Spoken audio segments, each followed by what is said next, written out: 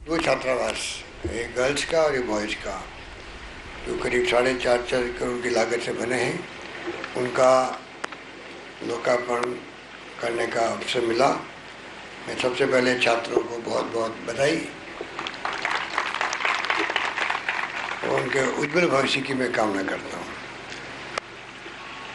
मुझे खुशी है कि जिस प्रांगण में हम बैठे हुए हैं वो हम सब के लिए गर्व करने की एक भावना हो सकती है, क्योंकि पूरे देश के अंदर आज़ादी के बाद में ये पहला विश्वविद्यालय है आयुर्वेद का जो हमने बनाने का निर्णय किया था। आज़ादी के पहले एक गुजरात में बना हुआ है और आज़ादी के बाद में पहली बार हम लोगों ने, जब पिछली बार हम सरकार में थे तब हमने 2002-2003 के अंदर इसकी शुरुआत करी। कई मैंने विश्वविद्यालय नए बनते देखे हैं, पर जिस रूप में यह विश्वविद्यालय आगे बढ़ रहा है काम करते करते, प्रशासनिक भवन बन गया, हॉस्पिटल बन गया, कॉलेज का निर्माण हो गया और धीरे धीरे अन्य काम जो है, लाइब्रेरी बनना है, वो तमाम काम अभी चालू है। करीब 57 करोड़ रुपए मैंने मंजूर किए थे, उसमें 35 करोड़ भी खर्च हुए, 22 करोड़ के काम अभी तक चल रहे हैं, क्योंकि इसमें जिस रूप में इंफ्रास्ट्रक्चर बन रहा है उतनी सुविधाएं बढ़ रही है। कंदीराम टाक साहब का जो बनाया हुआ मगरा पूंतला में जो आयुर्वेद का हॉस्पिटल था उसको अपग्रेड किया गया, इंडोर फैसिलिटीज प्रोवाइड की गई, विश्वविद्यालय के कॉलेज के रूप में वो एफिलिएटेड हो गया। यूनानी कॉलेज की अभी नींव रखी गई है टोंक के अंदर। होम्योपैथी की अभी मैं जब यहाँ पर आया हूँ तो हमारे साथियों ने कहा होम्योपैथी कॉलेज भी खुलनी चाहिए। तो सरकार के जो फैसले इस रूप में हो रहे हैं प्रदेश में पहली बार आज़ादी के बाद में, जिससे और लोगों की आशाएं अपेक्षाएं बढ़ गई सरकार से, क्योंकि हर क्षेत्र में चाहे इंफ्रास्ट्रक्चर हो, स्वास्थ्य सेवाओं का या शिक्षा के जगत का या बाकी पानी की योजनाएं, बिजली की, शिक्षा की, स्वास्थ्य की, सड़कों की तो है ही है, पर जो इंफ्रास्ट्रक्चर के काम भी बहुत हो गए हैं और जिस प्रकार सुविधाएं बढ़ी है, सोशल सिक्योरिटी स्कीम्स आई है, उसके कारण भी मैं देख रहा हूँ, मैं महसूस करता हूँ, जहाँ मैं जा रहा हूँ मैं देखता हूँ हर वर्ग, हर संवर्ग जो पहले मांग नहीं करता था उनकी भी मांगें नए सिरे से आने लग गई, क्योंकि उनको उम्मीद है ये सरकार हमारे बारे में सोचेगी और कुछ करने की इच्छा रखेगी। इसीलिए लोग नई नई मांग कर रहे हैं। इतनी जल्दी, इतने कम समय में, ये तो 5 साल हमारी सरकार नहीं रही, वरना आज जो आपको कैंपस दिख रहा है ये आपको 5 साल पहले ही ऐसा ही दिखने लग जाता, ये मैं दावे के साथ कह सकता हूँ। सरकार बदलते ही प्रायोरिटी बदल गई, उस कारण से यहाँ पर उस रूप में स्वीकृति जारी नहीं हुई, उस रूप में काम पे नहीं हुई, क्योंकि आयुर्वेद का अपना एक महत्व है। आज देश में राजस्थान या केरला 2 प्रदेश है जहाँ आयुर्वेद की ज़्यादा चर्चाएं होती है। राष्ट्रीय संस्थान भी जयपुर में बना हुआ है पूरे देश का। आयुष का विभाग भारत सरकार में बन गया है, जिसमें आयुर्वेद भी और यूनानी भी और होम्योपैथी भी, सभी पैथी उसके अंदर है। बहुत गंभीरता से वो लोग चाहते हैं कि उसका फैलाव हो। एलोपैथी ने अपना प्रभुत्व जमा लिया, क्योंकि उसमें बहुत ज़्यादा रिसर्च हुई। रिसर्च जहाँ होगी वही पैथी आगे बढ़ेगी। दुर्भाग्य से आयुर्वेद जो हमारे वेदों से निकला हुआ है, परंतु समय के साथ साथ में समय की मार ऐसी पड़ी कि 200 साल तक इसका कोई नाम लेवा नहीं रहा। आज़ादी के बाद में वापस शुरुआत हुई है आयुर्वेद के पद्धति की और उसकी शुरुआत हुई, कैसे आयुर्वेद की चिकित्सा को प्रोत्साहन दिया जाए। इसलिए आज सरकारी कई वैद्य आयुर्वेद का भी आपको जान के खुशी होगी। राजस्थान एकमात्र वो राज्य जहाँ पर आयुर्वेद का अलग सरकारी विभाग है, प्रिंसिपल सेक्रेटरी स्तर का उसमें अधिकारी होता है, पूरा विभाग चलता है।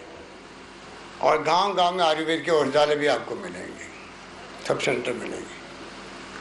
आयुर्वेद को प्रोत्साहन सरकार ने दिया है आज़ादी के बाद में राजस्थान में, इसमें कोई दो राय नहीं। केरला में भी प्रोत्साहन मिला है, तो आप देखिए पंचकर्म और सब वहाँ पर होने लग गए। आज वहाँ का टूरिज्म बड़ा है, अगर तो पंचकर्म के माध्यम से बढ़ गया, इससे बड़ी बात क्या हो सकती है। वो पद्धति आज यहाँ पे भी है। इस प्रकार से अलग अलग करीब 11-12 कोर्सेज आपके यहाँ पर शुरू हैं। और पीजी में आप चाहते हो 2 कोर्सेज शुरू हो गए, बाकी कोर्सेज भी आज शुरू होने चाहिए। आप निश्चिंत रहो, सरकार पूरी तरह आपके संग खड़ी मिलेगी इस विश्वविद्यालय के। ये विश्वविद्यालय पूरे देश में नाम कमाए, पूरे देश के हर राज्य के छात्र यहाँ पर आएँ। आयुर्वेद का जो विद्याधन है वो इस रूप में हो जिससे कि खुशबू फैले पूरे मुल्क में, हर राज्य में विश्वविद्यालय खुले, हर राज्य सरकारों को एहसास हो आयुर्वेद पद्धति जो हमारी अपनी है सदियों से। आज तो विश्व के अंदर भी कि रिसर्च होकर के कई ऐसी दवाई होगी जो आयुर्वेद में काम आती है, पर वो अपने एलोपैथी के नाम से उनको काम देते हैं।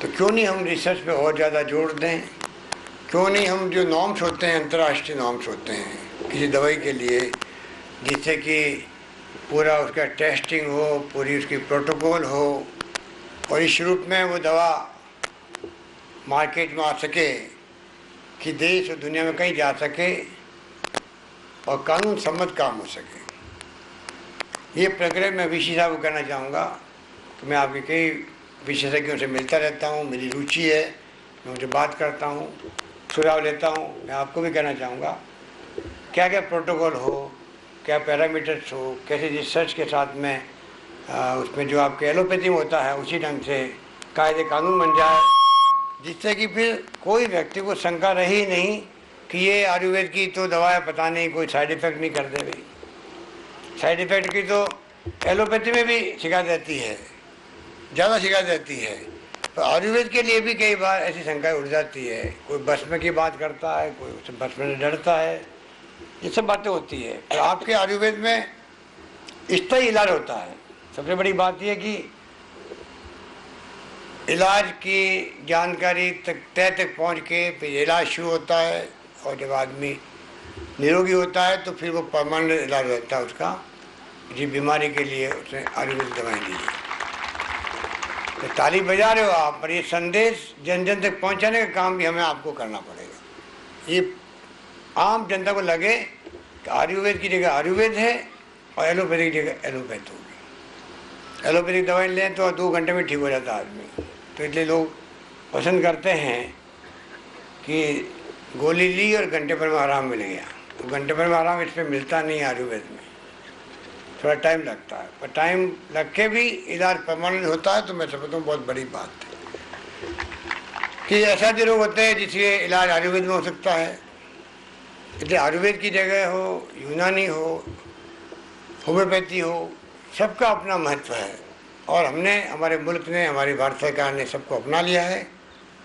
मैं समझता हूँ उसको आगे बढ़ाने की आवश्यकता है, और वो तब बढ़ेगा तब रिसर्च भी हो, और जैसे मैंने कहा पैरामीटर्स की तय होना जरूरी है। मैं उम्मीद करता हूँ वो भी होंगे। बाकी आपके कॉलेज का कैंपस शानदार बन गया। जब हम अंदर प्रवेश कर रहे थे तो लगा कि विश्वविद्यालय में प्रवेश कर रहे हैं। कई जगह जाते हैं, 10-10 साल पुराने विश्वविद्यालय भी होते हैं, लगता भी नहीं विश्वविद्यालय में आ गए हैं, क्योंकि अभी तक वहाँ पे काम होना कहीं बाकी होता। विश्वविद्यालय की घोषणा होना एक बात, एक्ट बन के लागू होना दूसरी बात, वीसी की नियुक्ति होना तीसरी बात, प्रशासनिक कामें शुरू होना चौथी बात, फिर प्रशासनिक भवन बनना, फिर आगे कॉलेज बनना। ये बहुत बड़ा प्रक्रिया चलती है, कई वर्ष लग जाते हैं। राजस्थान सरकार ने जो 33 विश्वविद्यालय हो गए होंगे प्राइवेट सेक्टर में, 22 विश्वविद्यालय हैं सरकारी क्षेत्र में, 8-9 विश्वविद्यालय तो हमने खोल दिए हैं, जिसमें आपके जोधपुर में तो आप देख रहे हैं कि एक के बाद एक विश्वविद्यालय खुलते जा रहे हैं। पहले लॉ यूनिवर्सिटी खुली, ये आयुर्वेद का खुला, पुलिस यूनिवर्सिटी देश में एक जगह है, दूसरी जगह राजस्थान में खुली है, कुमाऊं साहब वाइस चांसलर उसके, जो देश में कहीं और जगह नहीं है। गुजरात में अभी हमसे कुछ 6-8 महीने पहले, साल में पहले खुली होगी। पत्रकार यूनिवर्सिटी मध्य प्रदेश के बाद में मेरे ख्याल से राजस्थान में खुली है। आदिवासी यूनिवर्सिटी हमने उदयपुर में खोली है। कृषि विश्वविद्यालय अभी जोधपुर में खोल दिया, एक कोटा में, एक जयपुर में खोल दिया। तो कोई कमी नहीं रखी है, विश्वविद्यालय भी खुल रहे हैं, कॉलेजेस खुल रही है। IIT किसे कहते हैं, बचपन से हम तो सुनते थे खड़गपुर का नाम, और बम्बई IIT दिल्ली, जोधपुर में प्रारंभ हो चुकी है। IIM आपका उदयपुर में हो गया, त्रिपुरा IIT कोटा में आ रही जल्दी ही, सेंट्रल यूनिवर्सिटी आ गई, निफ्ट जोधपुर में आ गया, साइंस पार्क आ गया, एम्स अपना आप में बहुत बड़ी उपलब्धि है, वो करीब करीब काम पूरा हो गया। तो मेरे ख्याल से जो काम इस रूप में हुए हैं कि ऐसा कॉम्बिनेशन, मैंने पहले आया था जोधपुर में लास्ट टाइम, तब मैंने कहा था ये कॉम्बिनेशन आपको पूरे देश में शायद किसी एक ज़िले में नहीं मिलेगा, जहाँ एम्स भी हो, निफ्ट भी हो, एम्स भी हो, निफ्ट भी हो, साइंस सिटी भी हो, आयुर्वेद यूनिवर्सिटी भी हो, लॉ यूनिवर्सिटी भी हो, पुलिस यूनिवर्सिटी भी हो, कृषि विश्वविद्यालय भी खुलने जा रहा हो। मेरे ख्याल से ऐसा कहीं देश में नहीं है। इस रूप में आज एक हब बन गया है जोधपुर। फिर आपकी अब रिफाइनरी पचपदरा बाड़मेर में, एक आज़ादी के बाद में सबसे बड़ा इन्वेस्टमेंट होगा, वो यहाँ पर हो रहा है। गैस निकल गई, तेल निकल गया। तो कहने का मतलब कि हम जिस कैंपस में बैठे हैं इसको तो कोई कमी आने वाली नहीं है। इतनी बड़ी कंपनी आ रही है, रिफाइनरी आ रही है,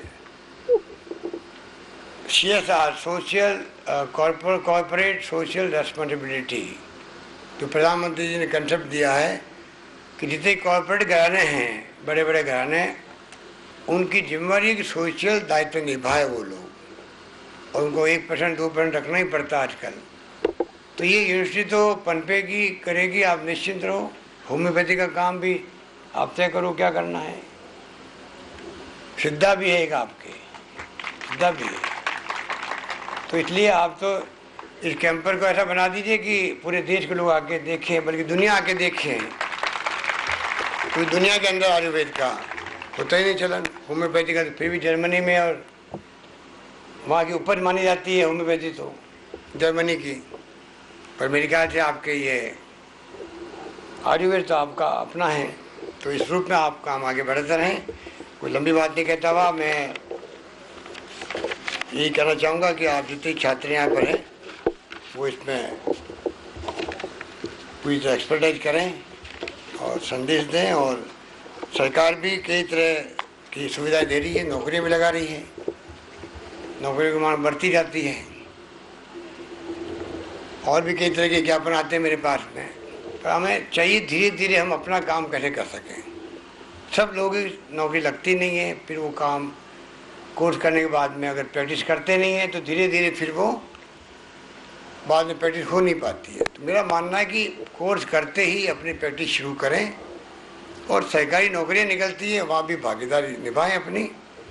सरकार चाहेगी कि आयुर्वेद को जब प्रोत्साहन दे रही है, विश्वविद्यालय खोल रही है, तो आपके मन में ये बात के भाव होने चाहिए कि जब विश्वविद्यालय खुल गया है, कॉलेजेस खुल रही है, यूनानी कॉलेज खुल गई, होम्योपैथी कभी कोई खुलेगी, तो इसका मतलब सरकार की मंशा है कि राजस्थान भर में आयुर्वेद का भी दबदबा कायम रहे। आप समझ सकते हो। इस रूप में ही सरकार आगे आने वाले वक्त में आयुर्वेद पद्धति को आगे बढ़ाने के लिए आयुष विभाग जो है ये सब आ जाता है, आयुर्वेद भी और यूनानी भी और होम्योपैथी भी और सिद्धा भी, इस सब में सरकार पूरा प्रोत्साहन देगी। यही बात करता हूँ मैं, मुबारकबाद दूंगा, बधाई वाइस चांसलर साहब को। बीजी साहब बड़ा इंटरेस्ट लेते हैं और सब काम समय पर हो रहा है यहाँ पर। तमाम एजेंसियों को और RRDC को, तमाम जिन्होंने काम किया। शानदार बिल्डिंग में देख के आया था, बड़ी सुंदर हॉस्टल बने हैं।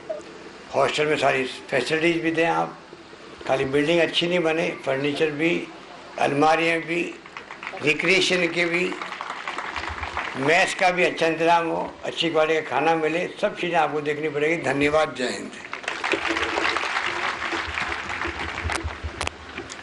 बहुत बहुत धन्यवाद माननीय मुख्यमंत्री महोदय।